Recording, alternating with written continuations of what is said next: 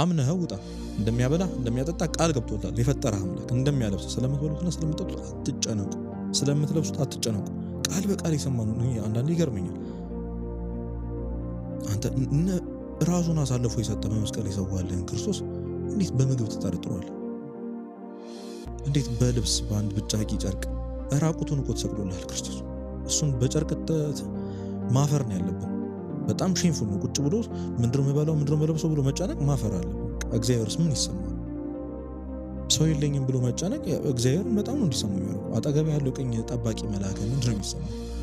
አብሮ ያልተለየህ እግዚአብሔር ምንድነው የሚሰማው? እናንተ እምነት የጎደላችሁ በቃ ስለምትጨነቃላችሁ ያላችሁ ክርስቶስ ለዛ ነው። ቢያንስ እንኳን ያሳለፈንን የድሮን ኤክስፒሪየንስ ቁጭ ብለሽ ስታስቡ አሬ ይሄን ያሳለፈኝ አምላክ ይሄን አይከብደኝም ምናምን እና ደግሞ ሞክሩት። እኔ እቀጣለሁ የምር። እስኪ አንተ የሚያስጨንቅህን ነገር ለእግዚአብሔር አደራ ሰጥተው እስኪ ይውደቅ፣ ያ ነገር ይበላሽ። እስኪ በምንም አስይዛለሁ።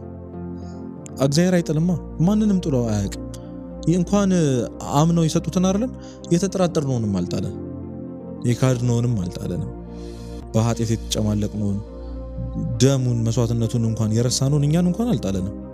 እንዴት ይተዋል? ይሄ በቃ እንዳልኩ ማፈር ነው ያለብን።